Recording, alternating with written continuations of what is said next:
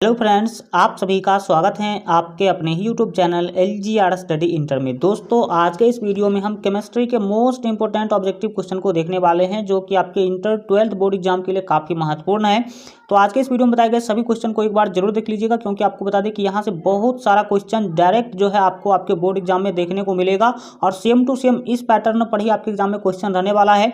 तो एक भी क्वेश्चन को स्किप नहीं कीजिएगा, लास्ट तक जरूर देखिएगा। और जितने भी क्वेश्चन का आंसर आप लोग को पहले से पता हो तो आप लोग कमेंट बॉक्स ओपन कर लीजिए और साथ साथ कमेंट करते चलिएगा कि किस क्वेश्चन का आंसर क्या होगा। ABC करके आप लोग कमेंट करते चलिएगा, तो इससे आपका कॉन्फिडेंस लेवल भी बढ़ेगा। चलिए शुरू करते हैं। काफी महत्वपूर्ण क्वेश्चन जो है आज के इस वीडियो में हम लोग रिवीजन करने वाले हैं, तो लास्ट तक बने रहिए। फर्स्ट महत्वपूर्ण क्वेश्चन है, पूछा है कि ग्रेफाइट का संरचना क्या है। यहाँ पर आपको क्या करना है, ग्रेफाइट का संरचना क्या होता है ये आपको बताना है। तो यहाँ पर आपका एक का जो सही आंसर होगा वो सी होगा, याद रखेंगे। हेक्सागोनल होता है, कैसा होगा, हेक्सागोनल। यहाँ पर आपका बिल्कुल जो है सही आंसर हो जाएगा। यहाँ पर देख लेंगे हम लोग 2 नंबर क्वेश्चन को पूछा जा रहा है कि अंतःकेंद्रित एकक कोष्टिका में कण के आयतन का अनुपात है, कण के आयतन का जो अनुपात है वो कितना होता है। तो 2 का जो यहाँ पर आपका सही आंसर होगा वो बी होगा, याद रखेंगे 0.68 यहाँ पर आपका बिल्कुल जो है सही आंसर हो जाएगा। ध्यान से देखने की कोशिश कीजिएगा, क्योंकि आपका काफ़ी महत्वपूर्ण क्वेश्चन जो है आप लोग रिवीजन कर रहे हैं। ये समझ लीजिए केमिस्ट्री का कंप्लीट रिवीजन आपका यहाँ पर हो रहा है। तो अगर रिवीजन का इससे अच्छा मौका आपको मिलने वाला नहीं है। यहाँ पर 3 नंबर क्वेश्चन है, पूछा जा रहा है कि वाष्प घनत्व का आपेक्षिक अवनयन जो है आपको बताना है कि समानुपाती होता है। वाष्प घनत्व का आपेक्षिक अवनयन जो है वो किसके समानुपाती होता है। तो 3 का जो यहाँ पर आपका सही आंसर होगा वो ए होगा, याद रखेंगे।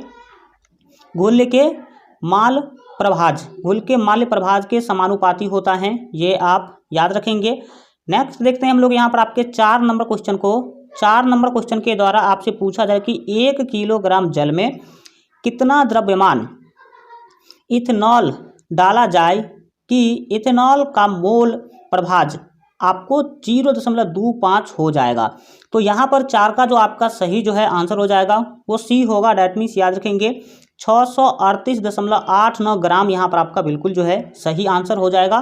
फास्ट में देखेंगे, अधिक से अधिक क्वेश्चन को हम लोग जो यहाँ पर देखने की कोशिश करेंगे। यहाँ पर आपके 5 नंबर क्वेश्चन के द्वारा पूछा जा रहा है कि निम्नांकित में कौन, आपको बताना है कि अभिव्यक्ति सही है, मतलब कौन सा फॉर्मूला यहाँ पर आपको सही लग रहा है ये आपको क्या करना है, बताना है। तो 5 का जो यहाँ पर आपका सही आंसर होगा वो बी होगा, क्योंकि आपको पता होना चाहिए कि I बराबर Q/T यहाँ पर आपका बिल्कुल जो है सही आंसर होगा। और जैसा कि आप सभी एग्जाम दे रहे हैं तो आपको पता होगा कि यहाँ इस बार के एग्जाम में कोई हाई लेवल का क्वेश्चन नहीं पूछा जा रहा, और इस लेवल का ही सेम टू सेम इस टाइप के ही क्वेश्चन आपको देखने को मिलेंगे। तो ध्यान से समझने की कोशिश कीजिएगा। I बराबर Q/T यहाँ पर आपका बिल्कुल सही आंसर होगा। चलिए यहाँ पर देखेंगे सभी साथी 6 नंबर क्वेश्चन पूछा जा रहा है कि जंग लगने से बचने के लिए कौन धातु ऑक्साइड का जो है बचाऊ सतह बनाता है।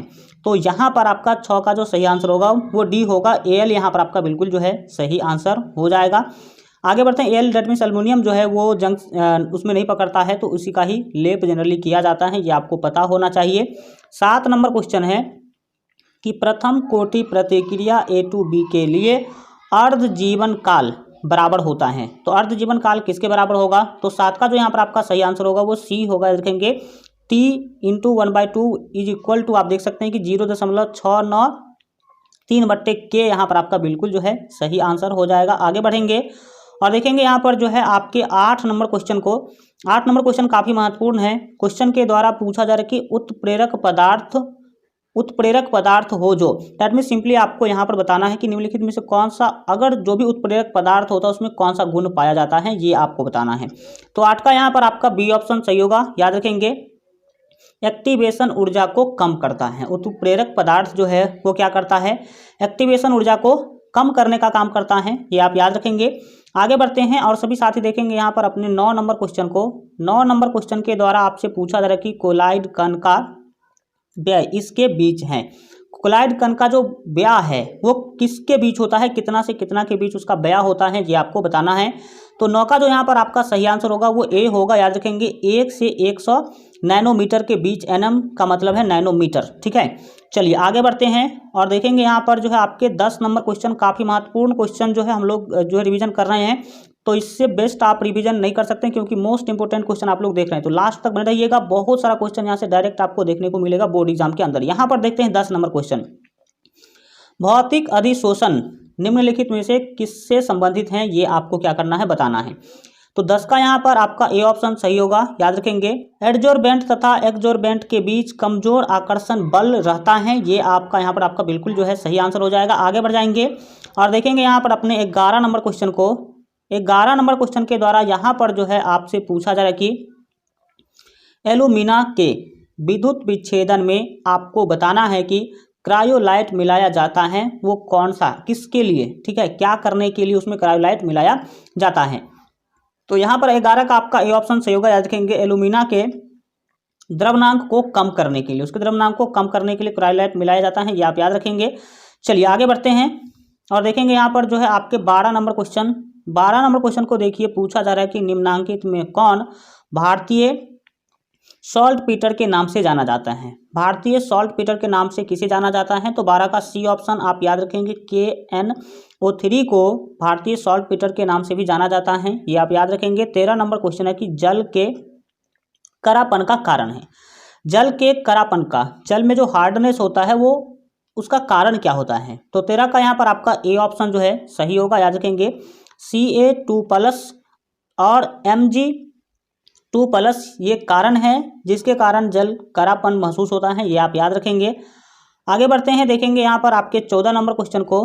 पूछा जा रहा है कि अमोनिया किस रूप में कार्य करता है, तो 14 का जो यहाँ पर आपका सही आंसर होगा वो सी होगा। डैट मीन्स याद रखेंगे लुईस भस्म के रूप में, ठीक है, लुईस बेस के रूप में अमोनिया जो है वो कार्य करता है, एक्ट करता है, ये आप याद रखेंगे। यहाँ पर देखेंगे हम लोग 15 नंबर क्वेश्चन को। 15 नंबर क्वेश्चन है कि जब कॉपर परमाणु HNO3 की प्रतिक्रिया होती है तो कौन गैस निकलता है, तो 15 का यहाँ पर जो आपका सही आंसर होगा वो ए होगा, याद रखेंगे। NO that means nitrogen oxide gas क्या होता है, निकलता है, ये आप याद रखेंगे। चलिए देखते हैं यहाँ पर अपने 16 नंबर क्वेश्चन को, ध्यान से समझिए। पूछा जा रहा है कि इनमें किसका क्वथनांक कम होता है, तो यहाँ पर आपका 16 का जो सही जो है आंसर होगा वो आपका डी होगा। डैट मीन्स याद रखेंगे यहाँ पर 16 का आपका डी ऑप्शन आप देख सकते हैं कि जो H2TE यहाँ पर आपका बिल्कुल जो है सही आंसर हो जाएगा, जिसका क्वथनांक बहुत ही क्या होता है, कम होता है। तो डी ऑप्शन H2TE यहाँ पर आपका बिल्कुल सही आंसर हो जाएगा। आगे बढ़ते हैं, 17 नंबर क्वेश्चन यहाँ पर आप देख सकते हैं। पूछा जा रहा है कि CR का महत्तम ऑक्सीकरण अवस्था है। CR का महत्तम ऑक्सीकरण अवस्था का मतलब है कि सबसे अच्छा जो अवस्था है उसका कौन सा होता है, सबसे ज़्यादा वाला, ठीक है। तो 17 का यहाँ पर आपका जो सी ऑप्शन है बिल्कुल ही सही होगा। यहाँ पर आप देख सकते हैं कि +6 यहाँ पर आपका बिल्कुल सही आंसर हो जाएगा। चलिए आगे बढ़ते हैं और 18 नंबर क्वेश्चन के द्वारा यहाँ पर आपसे पूछा जा रहा है कि निम्नांकित में हवा में आयतन के अनुसार किस अक्रिय गैस जो है पर्याप्तता अधिक है, किस अक्रिय गैस की पर्याप्तता अधिक है हवा में, ये आपको बताना है। तो 18 का जो यहाँ पर आपका सही आंसर होगा वो सी होगा, देखेंगे। आर्गन जो है सबसे अधिक मात्रा में हमारे हवा में यानी कि वायु में पाए जाते हैं, ये आप याद रखेंगे। यहाँ पर देखते हैं हम लोग 19 नंबर क्वेश्चन को। 19 नंबर क्वेश्चन पूछा जा रहा है कि किसका विटामिन B12 एक जटिल यौगिक है। विटामिन B12 जो है किसका एक जटिल यौगिक है, ये आपको बताना है। तो 19 का यहाँ पर जो आपका सही आंसर होगा वो बी होगा, याद रखेंगे। CO3+ यहाँ पर आपका बिल्कुल जो है सही आंसर हो जाएगा। चलिए आगे बढ़ते हैं और देखेंगे आपके 20 नंबर क्वेश्चन को। इनमें से कौन, दैट मीन सिंपली बताना है कि which of the following is a है ना डाइल्यूट सॉल्ट, ठीक है।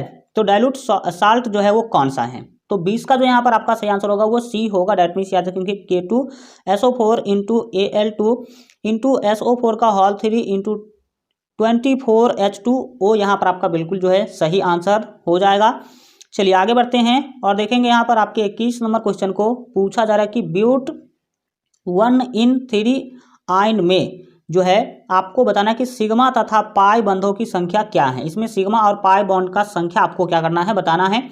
तो 21 का जो यहाँ पर आपका सही आंसर होगा वो बी होगा। डैट मीन्स याद रखेंगे 7 सिग्मा बॉन्ड होते हैं इसमें और 3 पाई बॉन्ड होते हैं, ये आप याद रखेंगे। आगे बढ़ते हैं और देखेंगे यहाँ पर आपके 22 नंबर क्वेश्चन को।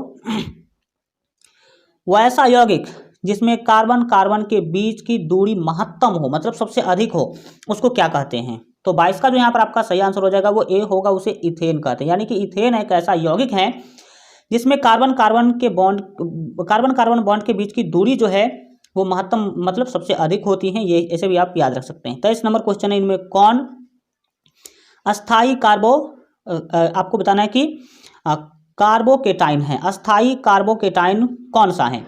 तो 23 का जो यहाँ पर आपका सही आंसर होगा वो आपका डी होगा। डैट मीन्स याद रखेंगे R3C+ यहाँ पर आपका बिल्कुल जो है सही आंसर हो जाएगा। चलिए आगे बढ़ते हैं और देखेंगे आपके 24 नंबर क्वेश्चन को। पूछा जा रहा कि अल्कोहल के निर्जलीकरण का क्रम है, अल्कोहल के निर्जलीकरण जो है उसका क्रम क्या होता है।